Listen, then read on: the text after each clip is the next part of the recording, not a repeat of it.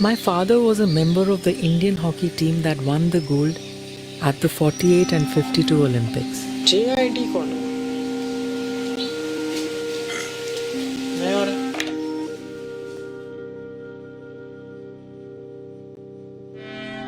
But I missed out on knowing him when he was a champion. By the time I understood what hockey was, those days were over.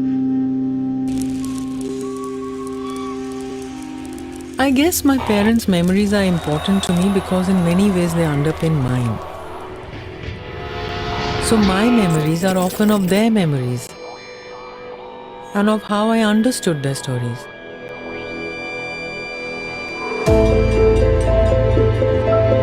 Every time I ask him to tell me about his hockey playing days, he says, "Go meet my buddies." Welcome. National hockey team 1948. United India's team got divided between India and Pakistan. I think this is Shah Rukh, my classmate. He was very kind indeed. He even spent a couple of nights with me because I said I feel very shaky and frightened. It was very, very bad time, very bad. He shot the guy. Man. पापा, ये आपके वो जो friend थे ना Shahrukh, I want to get information about him. You know, उनके साथ एक मीटिंग करानी है आप सबकी.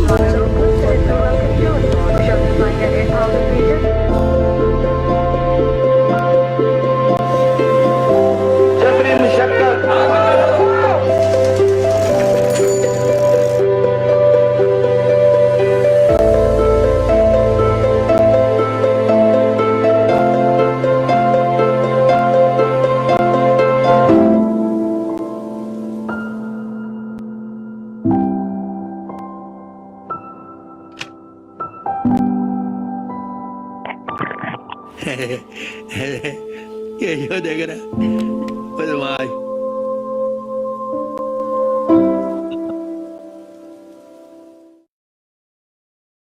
Great trailer, by the way. Hello everyone. Thank you for joining in. This weekend we screened Taangh or Longing by Bani Singh, and we are also live on Facebook if you want to catch the discussion there. I would now like to invite our editor Roman Gautam to give a brief introduction to our speakers. Over to you, Roman. Thank you, Sana. I, of course, have the honor and privilege of saying a round of welcomes and a big round of thanks. The first thanks, of course, to all of you who are joining us. Thank you. We started Screen Southasia, I think 6 months ago now. Alok, Sana, 5 months, 6 months. I might have lost 5 months. Thank you. And this is precisely the kind of thing that we started it for. And it's a huge pleasure to have all of you here with us and all of these wonderful people on the screen as well. The time we have together is precious, so I will keep the introductions relatively short. But before we go there, I just want to also start with a very special thank you to Bani for this film. At the start of it, as all of you know, having watched it over the weekend, she says that this is a gift from her father. And now through her hands, she has passed that gift from Nandy Singh ji, or Nandi ji, if we may. She has passed that on to all of us, to our minds, to our hearts. And I don't think that, I don't think that it's a miracle, really, for his story and for what his story means to have come to us this way. So Bani, thank you. And you also say that it's the first film you've ever done. I think that also probably left a lot of us speechless at the end, because it's so beautifully done, so beautifully edited, the way you've told the story and the power of it. So thank you for sharing it with us, and thank you for this gift that you've passed on from your father. It means a lot to all of us, I'm sure. A very brief introduction, Bani, since you are already in the spotlight. Bani is a designer, I think, as she identifies herself in the film as well. But I think also very important to know that she's also worked in museums and has specialized in museum studies. She's worked at the Virasat-e Khalsa Museum in Anandpur Sahib, and as a faculty member at the Srishti School of Art Design and Technology. Taangh is, of course, her first film, and she is joining us here today.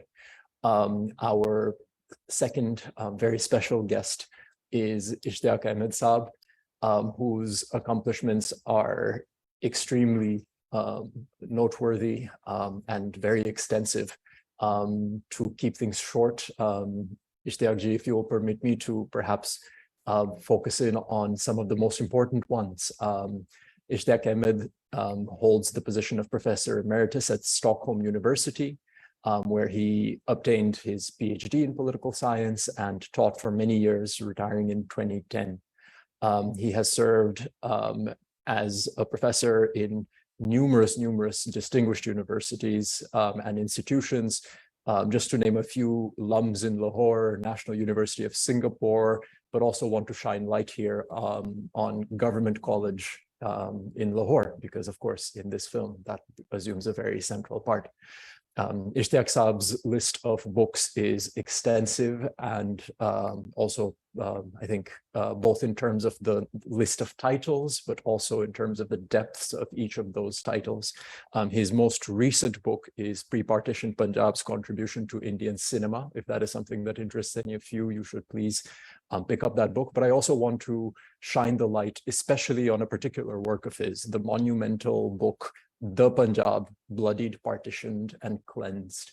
It was a book that when it came out and still possesses great power, power of a very sobering kind, because I think it shows the depth of both the brutality and the hatred that spilled out across Punjab at that time. Of course, a legacy that this film highlights. I want to also point out that Ishtiaq Saab very pointedly called the book The Punjab, not just Punjab. Bani, in the film, you talk about things that cannot be partitioned. In English, somehow we've managed to partition even the word. Now it's Pakistani Punjab, Indian Punjab. Of course, the Punjab is the Punjab, the Watan, the homeland, united as the historic and geographic region, not as two separate nationally divided entities. But I also want to point out that as much as in English we've partitioned that word, Hindi mein, Punjabi mein, Urdu mein to bas Punjabi bolte hain aaj tak. So that is perhaps one place where, even though the political reality might be different, in these languages, the languages that matter in this place, there the word Punjab has not been partitioned. With that, I want to very quickly introduce Kanak Mani Dixit. Of course, I think probably someone well known to many of you. Kanak is the founding editor of Himal Southasian, of course, the very long time editor of Himal Southasian until he stepped down.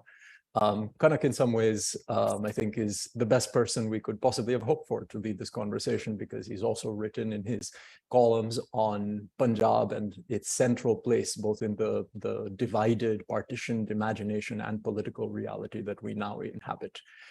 So just with that much, Kanak, over to you, and I leave all of you with thanks once again in his hands. Thank you for that very good push for us to move ahead with this program, Roman. Alok, did you have something to say, to add? No, let's carry on. Yeah. Okay. Yeah.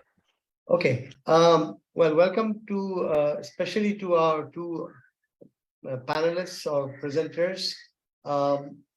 Essentially, when we say Punjab, not the Punjab as Roman mentioned, but when we say Punjab and Punjab, meaning two Punjabs, we inevitably refer to the partition.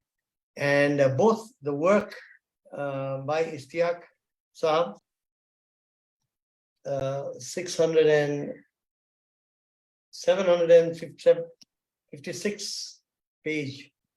This is, it goes out of focus. I don't see why it goes out of focus, but it seems to be going out of focus. But this is it's a tome.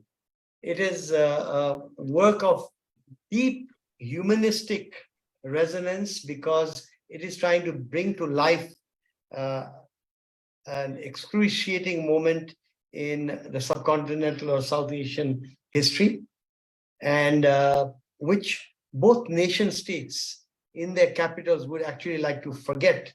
What Ishtiaq Bhai calls the people cleansing of partition. And we go on to Bani's film, Taangh, which is also a very humanistic attempt to delve into family and friends from the pre-partition era and how they kept their memories in their hearts over decades until this film sought to dig into those memories and present them to the protagonist. Unfortunately, her own father had passed away by the time the film was made, and the other two main protagonists in the documentary are gone. But the beauty of Taangh is that it is there for us, like the book, the Punjab, for us to learn about an incredible time where individuals were impacted, and the actual individuals are mostly gone now, but we are left with a documentary and a book. And the book, let me just go back to the book for a bit. The Punjab, no, Ishtiaq Bhai has not pulled any punches, bloodied, partitioned, and cleansed. So I'll go to him with my first suggestion or a question, Ishtiaq Bhai. We have about an hour to be with each other right now, and welcome to the audience who are with us right now, but also the audience that I know will be here over the years to come as this video is shared on YouTube, because if there is one topic that is vital to the memory of pre-1947 South Asia, in a way that will help us recreate some kind of a unity in South Asia for the future, you need resources such as this book and this film. So my question, right, going to the heart of the matter, Ishtiaq Bhai, at one place in your introduction, you have said in your introductory chapter, you have said the Punjab partition saga is not over yet and never will be. Now, when you wrote that, did you imply that coming together in whatever way? I do not see a future South Asia as one nation state. Certainly, we will remain different nation states. But are you being a little pessimistic from all that you know, from all that you have seen, all the interviews that you have done, that perhaps partition will never be over, and hence people's divisions within people's mind will remain? Is that what you implied in that sentence? Actually, that was not what I intended to convey. It was the other way around. That the tragedy was so huge and the involvement of people in it was from all three sides, that even if they want to forget and cover it up, this would never be possible, because there will always be people coming up with new stories based on stark reality from the partition. And I give the example of this. I was teaching at LUMS, and this was a course I was teaching on the partition of Punjab. And I told the story of Harbhajan Kaur, who was captured in 47 in Lahore, married to a Muslim, then went to her parents in Raja Sansi. And I mean, the story is there, and I'm sure all of you have read it. When I told this story to my students, one of them came next day and said, you know, Tufail Uppal that you mentioned in the book is my grandfather's brother. So this was 2014, and the name of the girl is Amna Ali. She turned out to be also from Raja Sansi, her grandparents. So what I meant was that the way Harbhajan Kaur and the children were reunited, when I wrote about this in the Pakistani newspapers, ultimately that story is not there just in the public, but very much in the class I was teaching.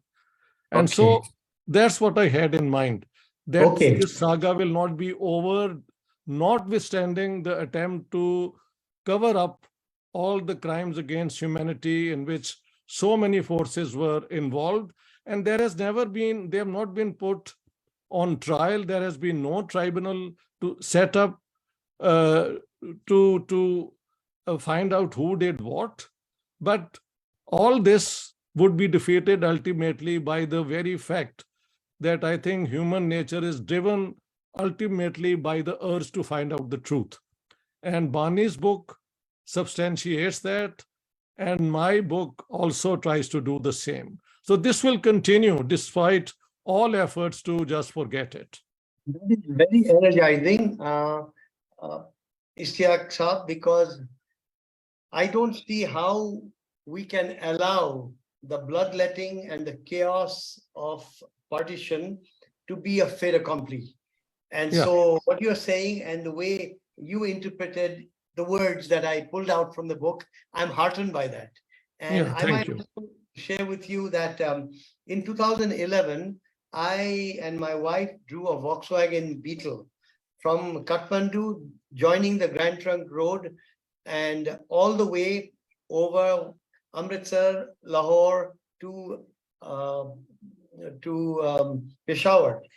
As we were going past the Jalandhar bypass, that's the name of the town, we met an old Sikh, and he couldn't believe that this Nepali in a Nepali number plate Volkswagen was going across the border.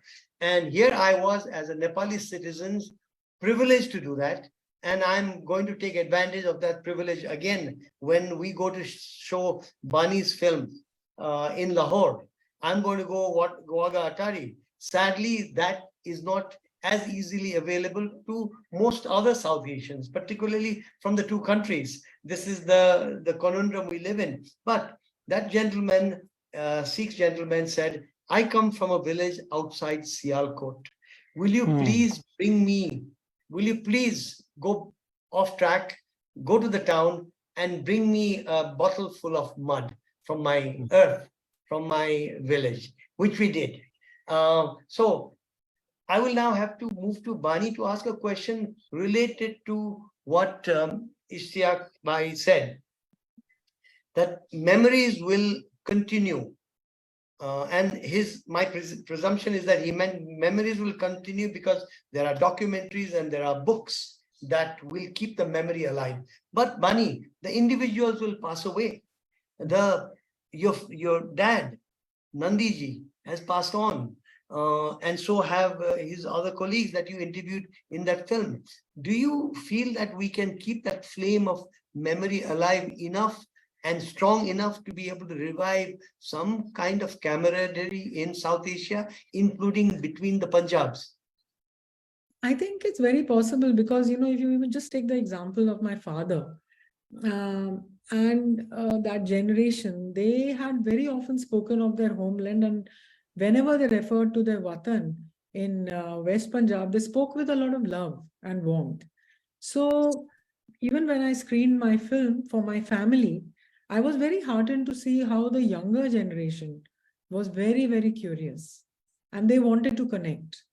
And even when I present the film in colleges and schools in India, they all have a desire to visit Pakistan, and find out for themselves.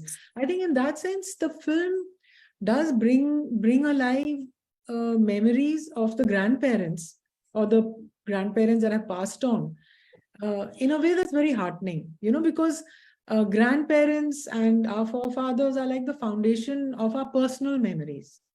And to be able to visit them and understand what it was perhaps that they tried to bring with them when they came and they spoke about is something that is received with warmth.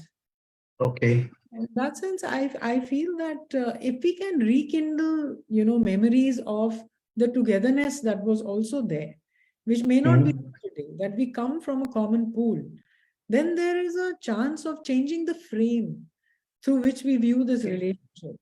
In which case, there is a big challenge for the rest of us. You've made your documentary.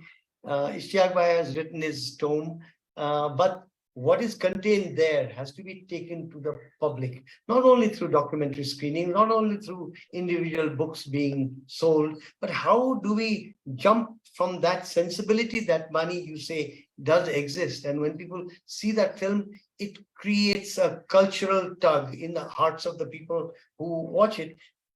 but we're talking about hard politics of nation states. And what I have seen in having started Himal Southasian, which Roman now edits, and over the years, the rock hard certitudes of nation state, not only in the capitals, but among the public at large, the nationalist populism.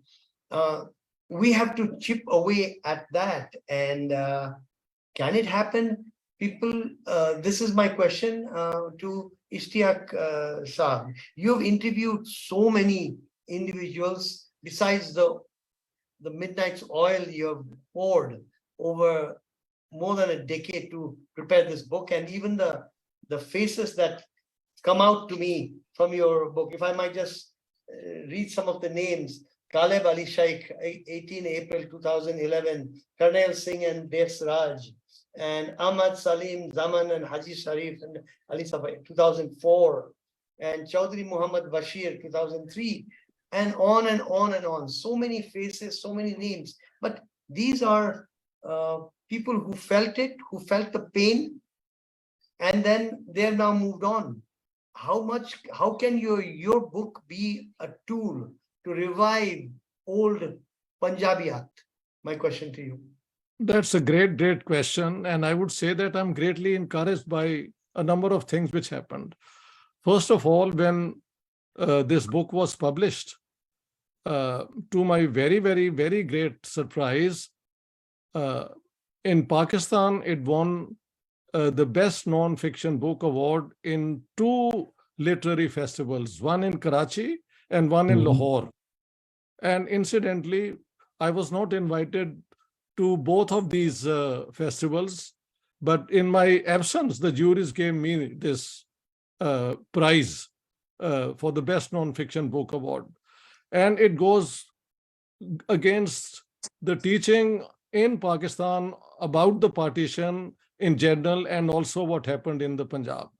So somewhere I believe that the goodness in people is always there as a counter to official narratives, which are always, maneuvered, manipulated, and distorted to tell a particular type of story. And then now recently, for 9 weeks, I was in Pakistan with my more controversial book, Jinnah, His Successes, Failures and Role in History. And I thought they will lynch me. It didn't happen.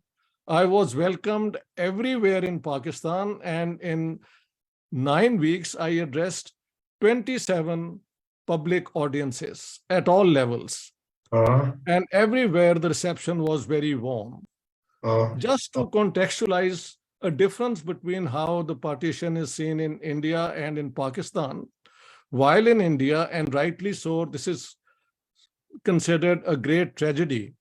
In Pakistan, the national narrative drummed down every day is that had there been no partition, the Muslims would be permanently enslaved by the Hindu majority. So officially, partition is considered the price you had to pay to win your own freedom. But I remember when Vajpayee Sahib came to Lahore in 1999, somebody published in the local newspapers that those people who want to visit their ancestral places in the Indian East Punjab can apply for the visa. And this was a fake news, but thousands of people came there to apply for the visa, which shows that despite official, propaganda not to consider the partition a bad or a disastrous thing, at heart, people were very much attached to their ancestral abodes and the memories of their elders. So I think the social media, Bani's film, and more popular presentations, reading a book is getting out of fashion, but still many people have read my book. It's an effort reading the book, but those who do, they are transformed, I'm told. But things like putting it in a film form is absolutely the best way to reach the masses on a grand scale. And I think in the long run, India and Pakistan are going to come together despite all this recent acrimonious sort of stands on both sides, because ultimately this is the future of the subcontinent, and these two nations cannot permanently be at war. It makes no sense. This has been tried in Europe, and they have all learned the wisdom of investing in peace. And in the case of the subcontinent, blood spilling is not a very common thing. It has happened occasionally at the time of invasions and battles. But mostly the wisdom of the people have been to live and let live. And I think this will come back once again as soon as we keep on making this effort. And I think Bani's film is going to make it a household sort of discussion. I think this is really good to know. And in fact, if what you just said, Ishtiaq Bhai, had been said by somebody else, it might just have been seen as the word of a romantic. You said in the long run, you believe that India and Pakistan will come together. Yeah. But this is what you have said from your deep understanding of the death and the mayhem that you saw around you, and you've recorded it, and you still are able to say this because you see what you seem to be saying is there is an inherent goodness in humans, and that has been stifled for now. But over time, if we work at it, that will be pushed aside, even in these populist times. And I should tell the audience how closely Ishtiaq Ahmed is linked in his own life with partition, a P. When we speak of Punjab and Punjab, that will never go away, that other P, that he was born on 24 February 1947. And the British government announced that it was ending its rule over British India 4 days before he was born. That's right. Soon after he was born, that very year was the year of the bloodletting. And if I might say so, and you can correct me if I'm wrong, Ishtiaq Bhai, is that you are also, besides being a scholar and a political scientist of renown, you're also carrying this, in a way, a burden for being born in Temple Road, Lahore, and knowing everything that happened around you, knowing how things were, and then recording it so that it may be turned around. Your birth in that very year, has that made a difference for you in your own mind? Absolutely.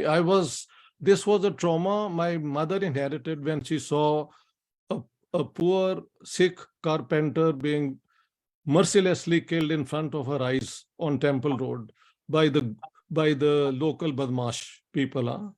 And she died in February 1990 in Stockholm. And till her last days, this trauma never left her. She said that was a great, great injustice done to a poor man going to work who had nothing to do with the partition and high politics and all that. This will never be forgiven by God. This is what she kept on saying.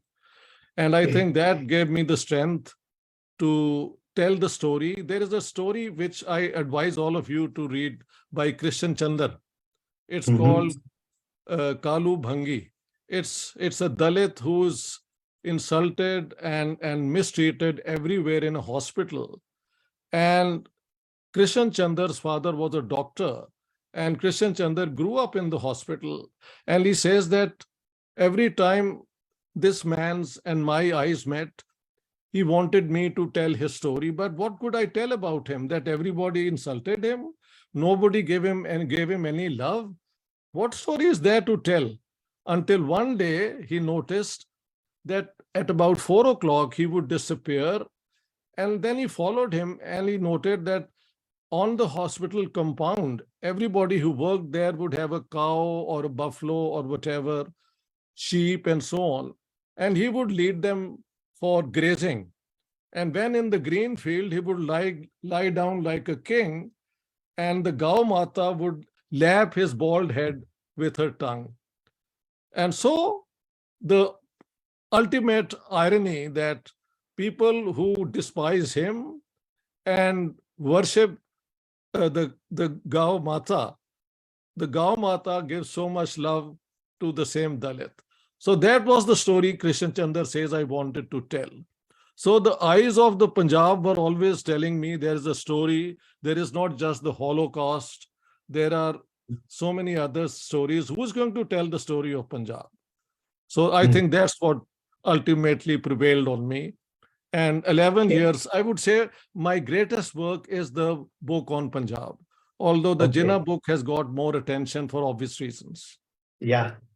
Okay, I will, picking up from what you talk, the confidence you gave from your side and from your understanding of human nature and essentially the fact that we can make people remember, even if they were not alive during the time of the events. I'll now go back and take our audience to the 1948 Hockey Gold Cup, which happened in London, which is the trigger for the film by Bani Singh.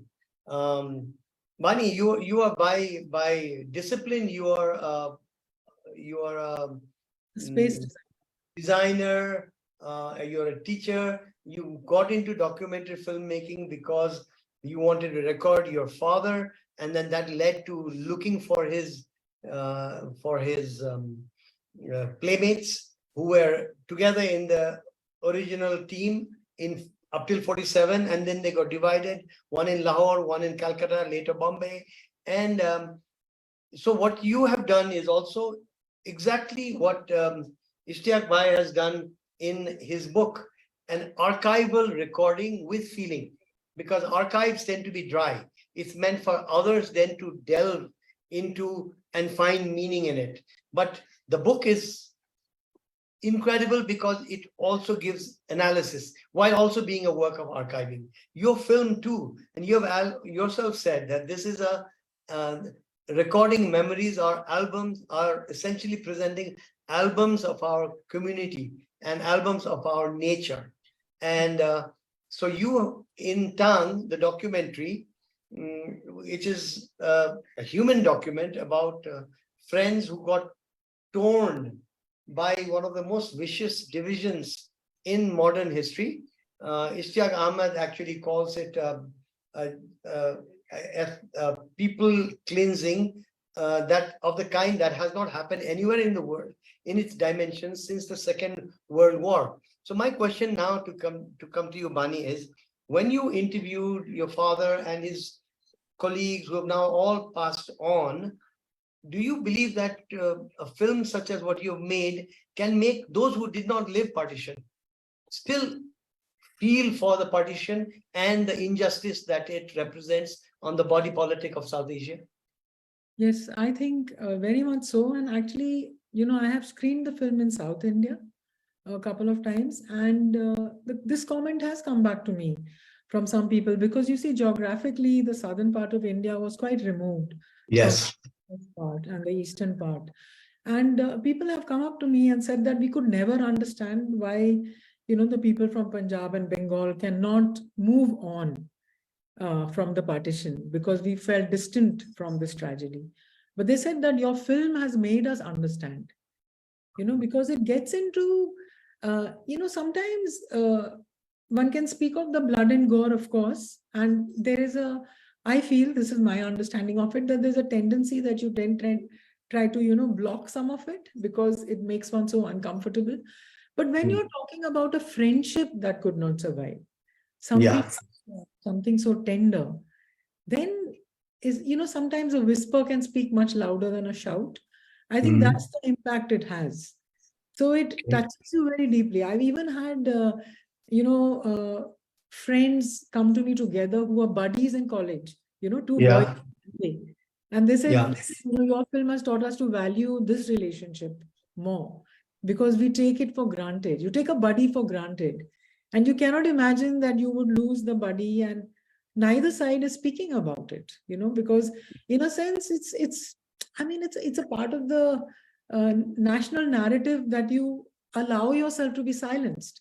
That is all I can say, because my father and I were very, very close. He shared so many memories with me, but I had never heard of Shah Rukh till these memories. And once he started speaking about Shah Rukh, he couldn't stop. And he was so keen that I go to Lahore. So I just feel that, in that trauma, a lot of memories, and I mean, it's a memory of a friendship.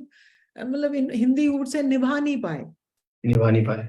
It Yeah. hurts so much to be able to say that we loved each other, but Yes. we couldn't complete it. So Yeah, so the names, Bani, Shahrukh, Keshav Dutt, Grahanandan Singh, Nandy ji, your late father, they were, I think they probably exemplified the larger mass of Punjabis, of people living in Punjab at that time, rather than the individuals who got involved in the blood and gore, in the killings. Would you agree, Ishtiaq Bhai, that the majority were not complicit? And maybe that gives us hope that the peoples of the two sides, which are sadly the two sides, can actually reconcile, because some would say, well, the people who felt the closeness of one Punjab have now died. And there's such a deep chasm created by the nation states that created the two Punjabs that now you can't come back together. But could you say that, well, the people who actually did it were a few, the larger mass of population and their families and their descendants till today do not have that feeling of animosity. Would you agree? You see, let me illustrate this. In 2013, I was in Bangalore to give a talk on this book of mine. And a young girl, before I started speaking, got up and said, "Sir, why do Pakistanis hate us so much?" Now, this is before my formal presentation of what I wanted to say on the book. And then, I couldn't come up with any good explanation, except I said, look, all these years I've regretted why Pakistan's literacy rate is so low and that of India and Bangladesh is going ahead. But now I celebrate it because all Hindus and Sikhs who managed to go to Lahore or Punjab, they are received so warmly by the illiterate people, the chabdi wala, the rickshaw wala, people, salespersons in shops, and even owners of shops saying, "Bhan ji, tusi aa gaye ho, tade kolo paise nahi lene." I mean, even Bani would, I think something of this is mentioned in her own film as well. So the people at large were never involved in the massacres. There was, in such circumstances when the state authority, the writ is gone, the lumpen element, the gunda element is always there to carry out looting and attacks and all that. And then there is the corrupt police network and local administration. But I give ample evidence from both or all three sides of people going out of the way to help others and save their lives, even when that threatened their own sort of existence.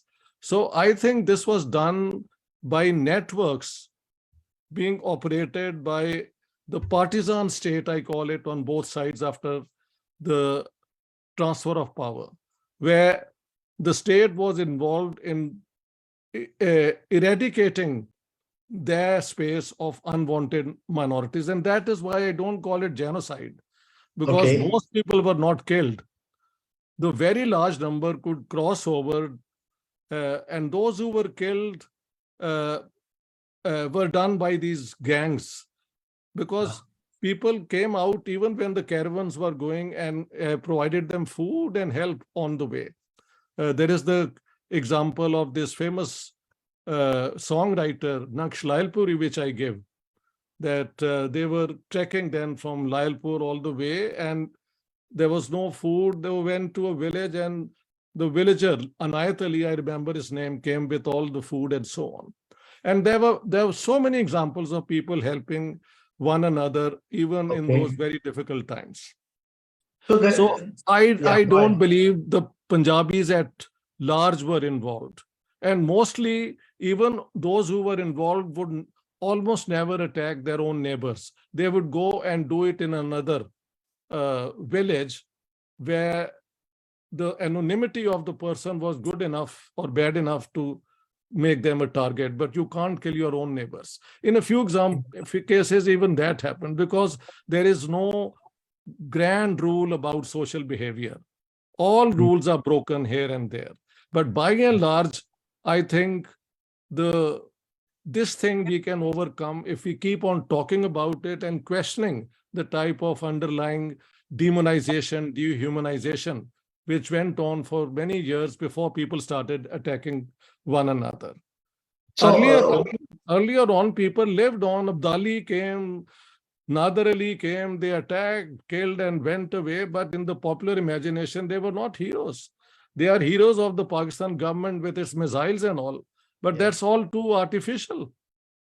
At heart, people still think Maharaja Ranjit Singh was the real Thet Punjabi. This is true. I've heard it from people saying this. Yeah. And you hear this in the streets of Lahore as well.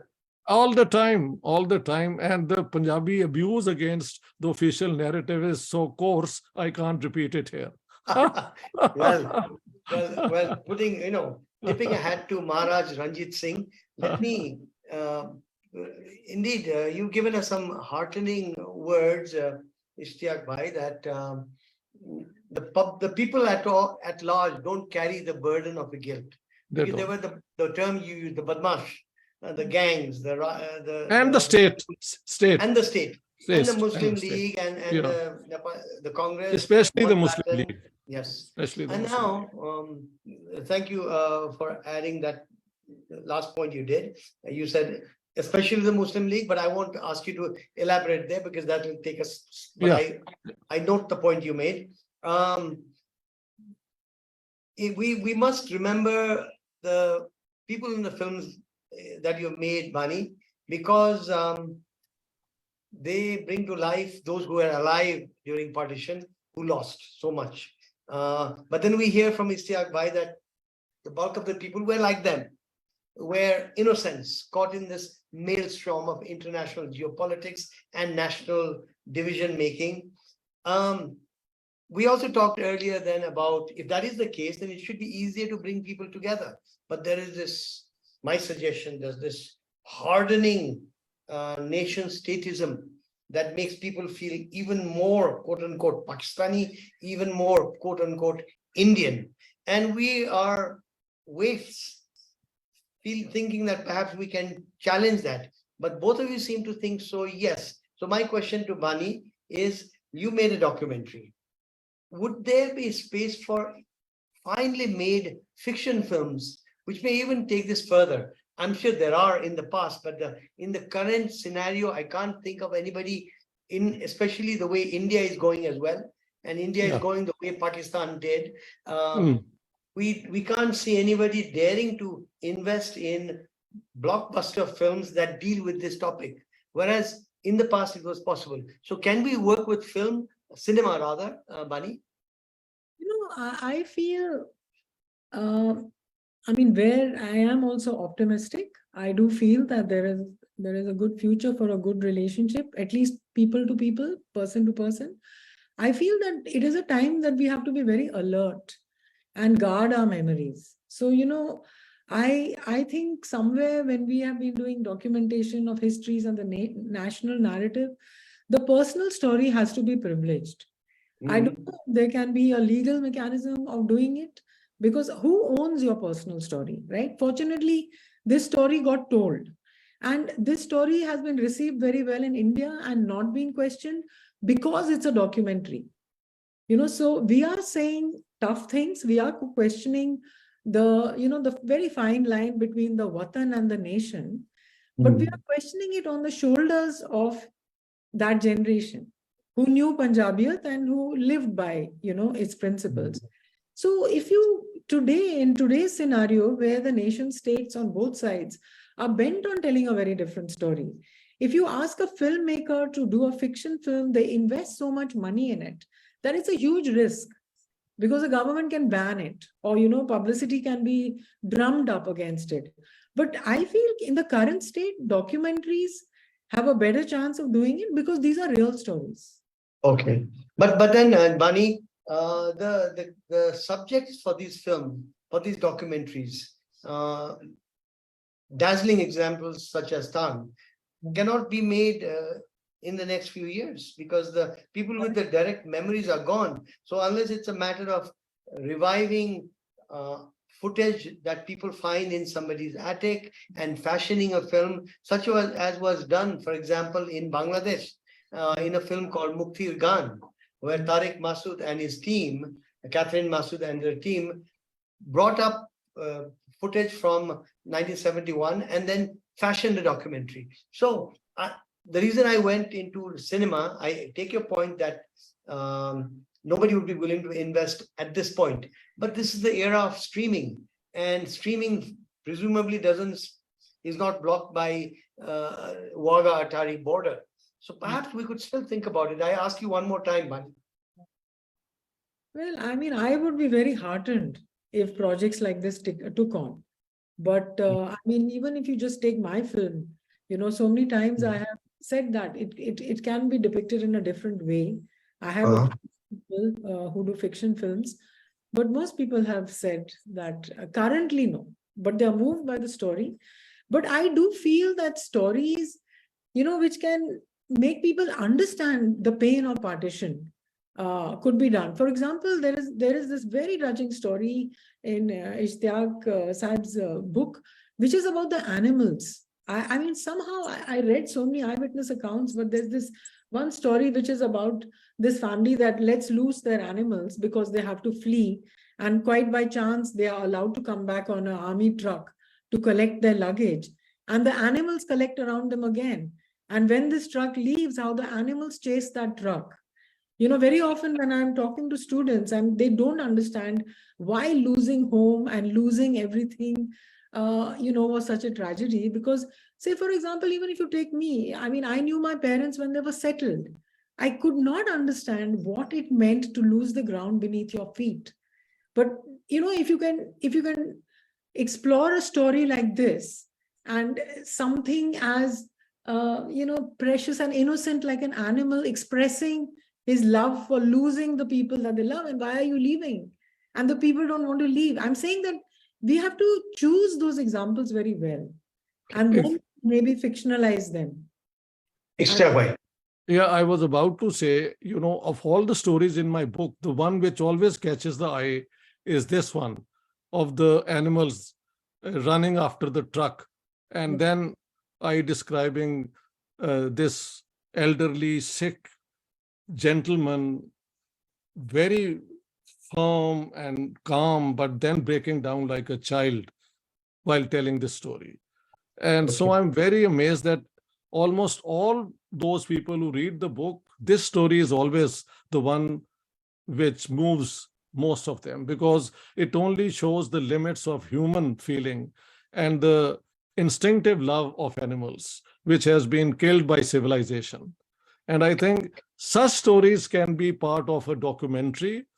From my book, there are many such stories which can be part of a documentary. And I agree, making big scale film in Bollywood may not be possible, but doing it in documentaries, I think in a serial type of things, can be another way to bring forth real life stories, where I say in my book, you find the stark, shocking reality of Sadat Hasan Manto and the magnificent humanism of Krishan Chandra, because both these are found in the real stories from the partition. I think when we talk about audiovisual medium, they have the possibility, especially now, to get a mass audience. So it's a question of the trick.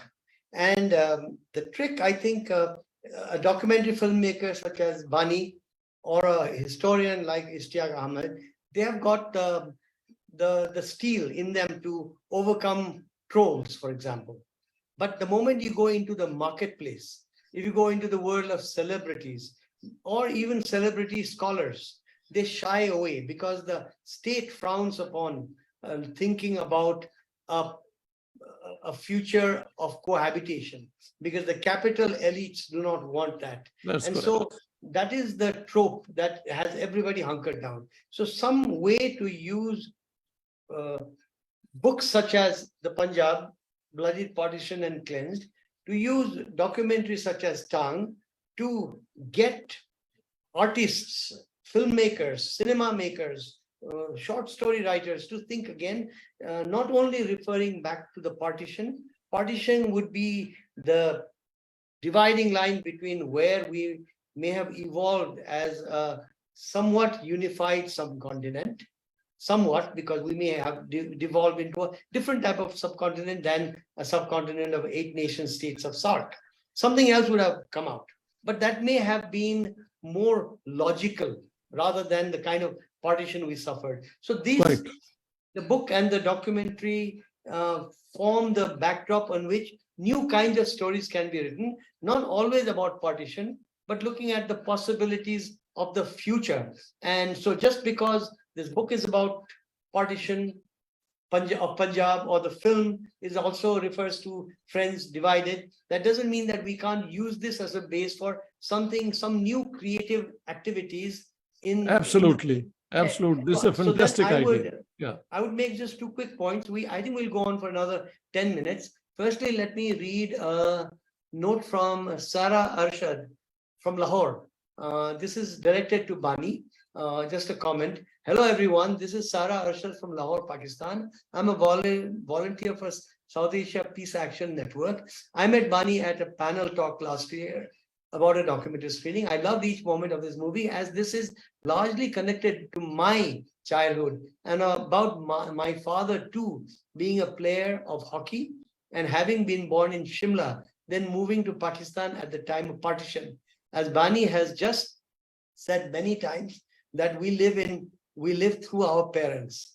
I have witnessed the longing of my father missing Shimla and his beautiful childhood left in the Lakhar Bazaar. He could never go back due to these policies imposed on us.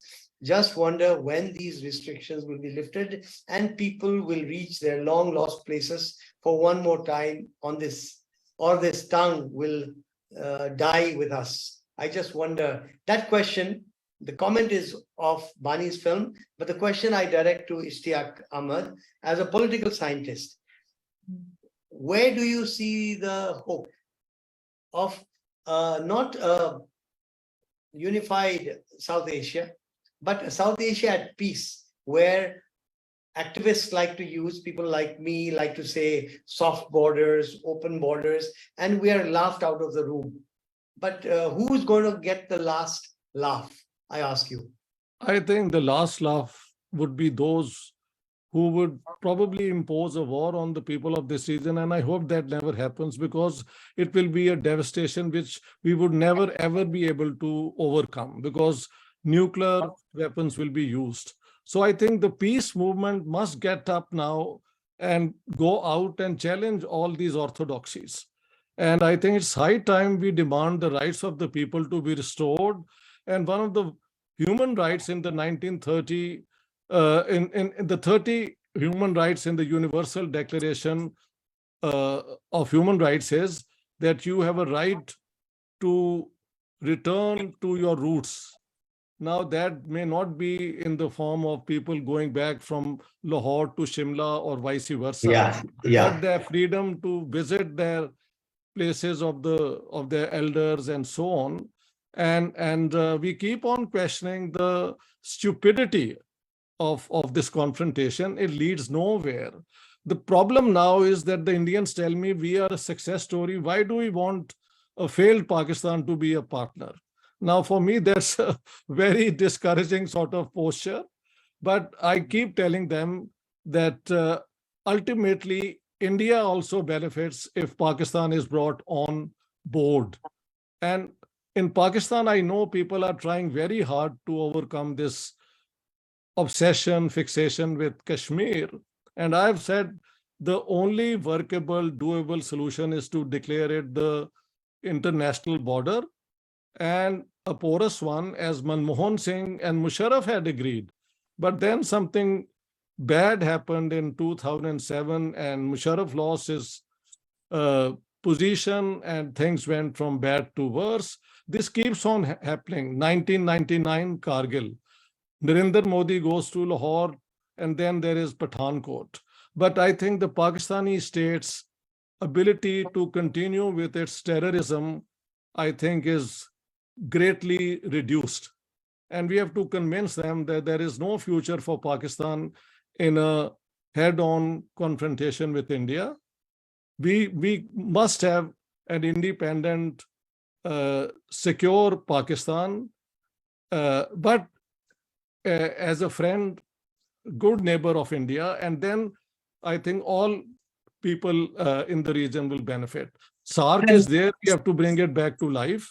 Things like this, as a political scientist, I can only look at what has happened elsewhere in the world, where have they finally agreed.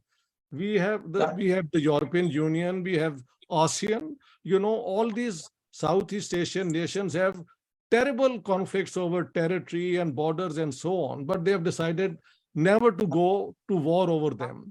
Also, the African nations in their wisdom have agreed that they will not go to war to change the borders anymore.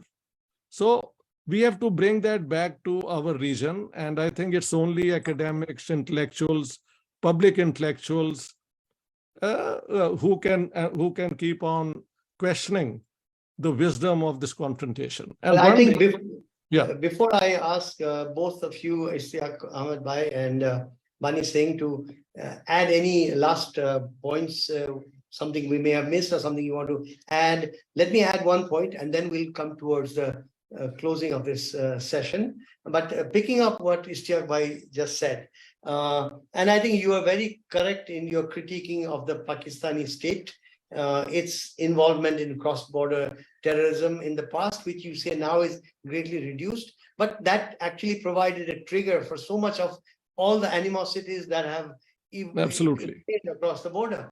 At the same time, we would be remiss if I did not mention the way India is going right now. Yeah. And India is, as I said earlier, seems to be under the current Indian state, seems to be wanting to follow the footsteps of the Pakistani state, which can only create more divisions in the future. One can hope, I always make this point, I should like to share with you, that there is a caricaturing of the Pakistani to represent the Pakistani state.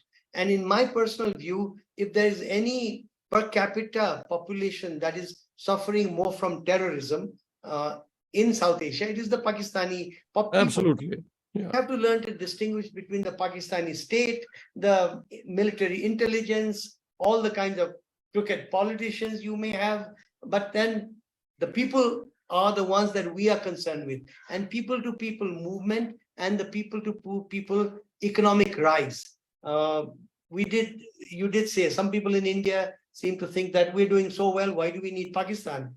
But if a political economist would show to them how the economy of India would rise, particularly if the border were to be more open for economic interaction, if the Pakistani market, for example, were to be open to Indian industries, where would Indian industry be? Would it have to go out across the 7 seas to sell its products? So all of that meaning that by way of saying that we must also understand for now that within India, the quote-unquote Pakistan anti-lobby is strong. We must arrive at a point with the whatever we said today, with a book like this and a documentary like this, arrive at a point where we can challenge the dominant presented ideologies in India and Pakistan. And that is the world we look for, and let us hope things don't degenerate too much within India, within Pakistan, because Ishtiaq Ahmed said something, the N word. This is the time of Oppenheimer, the film, and we tend to think Oppenheimer means, oh, the Americans and the Russians and the Japanese and Nagasaki and Hiroshima. We forget to realize the hair trigger situation we are with 2 nuclear weaponized states in South Asia. So I'm very glad that the N word was mentioned today, because South Asians tend to think we don't, India and Pakistan, at least in the discourse, that they don't have nuclear weapons. Let me open the floor now first to Bani for a few words, and from Ishtiaq and Bhai, and then we'll go towards closing this event. So, I mean, actually to take, from what you're speaking and the fact that the N word, does exist and it could be a reality, I will take the same thing to the story. And I do feel that it's a time at which individuals have to be very, very alert to the stories that the nation state is propagating. And there are stories that are being weaponized, actually, and we are bombarded with those stories.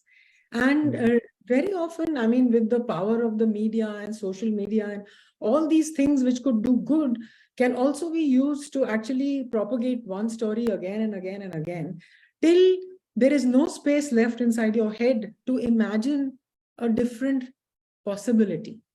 You know, the way we have been taught to look at the past in a certain way, we are also slowly being encouraged to look at the future in one way, which is in the hands of other people. So I feel that the individual has to stay alert, and we have to form, even if it's small pools of people who agree with each other, you know, platforms like the one you've created. When we come together and we speak, we find strength in each other, because otherwise very often we are alone, you know. And then it's like, how do we again bring forth that place of reflection that every individual has, and put it in a place where it is honored, you know, to encourage people to think from a place of reflection. So I think fortunately I had that one thought in my mind when I took this story out, and I was looking and curating things that could not be partitioned. So Devanand, in a sense, part of Bollywood, but could not be partitioned. Heer Ranja could not be partitioned. The love that could not be partitioned. So the underlying structure in my film is also one of that. And I think everyone has to pull out what is precious to them and speak of their stories. I think social media has to become a place for the individual also. Okay, thank you, Bani. Love Legends is a Himal Southasian and our colleague Lakshmi Murthy in the Re-Institute for South Asian Research and Exchange have put together Love Legends of South Asia. And there's also a traveling exhibit. And Heer Ranja you mentioned, right? There are so many such poignant stories that bring people from different communities together to appreciate the power of love, which is again thought to be unromantic, but we must make it romantic from a geopolitical standpoint.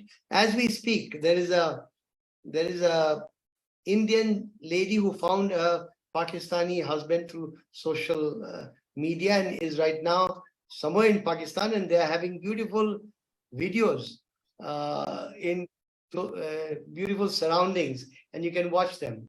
Meanwhile, another lady from Pakistan has arrived in India and is facing some challenges, I think, from the police as we speak. Let's hope these lovers, all of them, find themselves in each other's arms. Let me now move to Ishtiaq Bhai. Well, I'm a deeply incorrigible romantic myself, and I totally endorse the points you are making. I would say that I was recently in India for more than 11 weeks, and the amount of love, affection, warmth, hospitality I received belies all the official hate propaganda which is going on in India. And of course, Pakistan has been doing it for the last so many years. So I still believe that when you get a chance, people to people sort of interaction, so many of these prejudices can be called into question, and a more humane Pakistani and Indian can meet without any complications and sort out whatever problems they have. And so I do believe, for example, this woman who came to Pakistan, and they were, for a month, this has been a fixation of the Indian media that she's been sent by the ISI and all, and they even asked me. So I refused to comment on it. I said, tell me, if the ISI has sent her, would they choose a woman who has 4 children with her to go? And if then she is arrested, the 4 children would also end up in jail all their lives. Does it make any sense? And so I think in India, there is a sense of being successful and vindicated in their attempt to modernize and develop. and they say it is the karma of Pakistan which is haunting Pakistan now. I find that also very apathetic, callous type of way of looking at the Pakistani situation. It's the corrupt Pakistani elite and not the people who are responsible for what has happened. So as a political scientist, I know who's doing all the harm. And I wouldn't blame, stereotype all Pakistanis, all Indians, all Hindus, Muslims, and Sikhs as either good or bad. I think we all have these traits in us. And we have to keep on making an effort to bring out what is the good in us. And I do believe one day that will triumph. Wo subha kabhi to aayegi. And being 76 now, I'll repeat a verse of Zahir Kashmiri, a poet of Lahore, originally from Amritsar, कि हमें खबर है कि हम हैं चिरागे आखिरे शब, the last flicker of the candle light at night. हमें खबर है कि हम हैं चिरागे आखिरे शब, हमारे बाद अंधेरा नहीं उजाला है. One has to have that optimism, the belief in the goodness of humankind, and then things can change. To add to that, I would only add that wo shubha zarur aayegi. Zarur aayegi, aur hum hi se aayegi. But we got to work for it. Yes. And that is what our discussion here has been. Can we use works of history? Can we use documentaries? Can we move on to new platforms provided by social media or new streaming services? Whatever, let us use what's there, because in the end, this is meant to uplift a region that has a fourth of the world's population. Just as we remembered nuclear weapons of South Asia, which is not part of the discourse at all. To think that countries can be so much against each other, yet so oblivious to the head trigger situation they are in.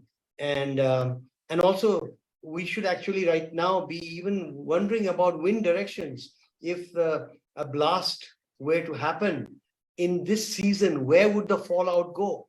That is the level of detail that we should be having. Instead, there is like an unknowing calm. We don't know, we don't care. We just have these guns and these bombs, we'll use it. I would like to make one last point before I pass on the mic and the camera to Alok of Film Southasia. When we speak of Punjab, we're speaking of course, whether these two powerful provinces, state of Pakistan and India, cannot be the engine to have that camaraderie, because this is where the divisions began, and this is where the bomb can be best placed. But for that, the controlling, the keys are in Islamabad and Delhi. But nevertheless, the public positioning of these two important states of each country should have a role. That's probably one reason I wrote an article in the Hindu, Punjab and the future of South Asia as a whole. That's where I want to bring in South Asia. We talked about the south of India, where Bani also went and made the film. Essentially, this division that began with Punjab and the partition, and then India, Pakistan, is holding hostage the rest of South Asia as well. And when we say the rest of South Asia, we also mean the south of India. We also mean Sri Lanka. We mean the northeast of India. This propped up official hate propaganda, to use the word of Ishtiaq Ahmed, that is essentially a function of the northern half of the subcontinent, that to the Indus-Gangetic plain, that to Punjab, Uttar Pradesh, that area, Haryana. Somewhere we must let the discourse begin that all of South Asia cannot rise unless India and Pakistan make up. And that we do have economic synergies, rationalization of our economies, learning from each other, from everything from climate change to vectors and epidemics. So much to do together that we are trying to do alone. And for that reason, I always go back to try to bring some poignancy as not a writer of books nor a documentary filmmaker. I like to relate the view when one flies towards Kathmandu at night from the west, and you're flying at 38,000 feet, and you just go past Lahore. And if it is a clear night, you look down and you see a beautiful pearl necklace that, if you are on the right-hand side, the necklace goes into the third desert, a beautiful lit up necklace. While 38,000 feet below, that is the tragedy of South Asia. What looks so beautiful is so horrific in what it means. That is the India-Pakistan border, with the strobe lights, the lighting, the halogen lamps, the fencing, etc. And the idea of a South Asia of the future, which Punjab, Bloodied, Partition and Cleansed likes to offer while studying Punjab, and what Taangh offers while studying the families that were rent apart, the friends that were broken apart, is a South Asia we can have, where that beautiful necklace, not very beautiful, will be no more. Let me end with that and pass on the mic then to Alok. Thank you so much, Kanak. That ending was beautiful indeed. And thank you to Bani for your wonderful film and for being here with us today. Thank you, Ishtiaq Saab, for coming and joining us today. And this conversation has really motivated me to read your book as well. Thank you all for coming to this special edition of Screen Southasia. Screen Southasia is a monthly session that is a partnership between Himal Southasian and Film Southasia. And it is normally hosted by Sanamir and myself. And this talk, as well as all other Film Southasia discussions, are available on Himal's website as well as on YouTube, and we will be sharing them on our social medias on Himal and FSA as well. Thank you so much. Next month, we will be here with a Pakistani film. We'll be announcing that film early next week. And we hope you all join us again. Thank you for the amazing turnout, and thank you all. Thank you so much. All the best. All the best. Hello. It was such a pleasure talking to all of you. Thank you so much. Thank you. Great. This was a catalyzing conversation for me. Thank you, Ishtiaq Bhai, Bani. Goodbye. It was wonderful.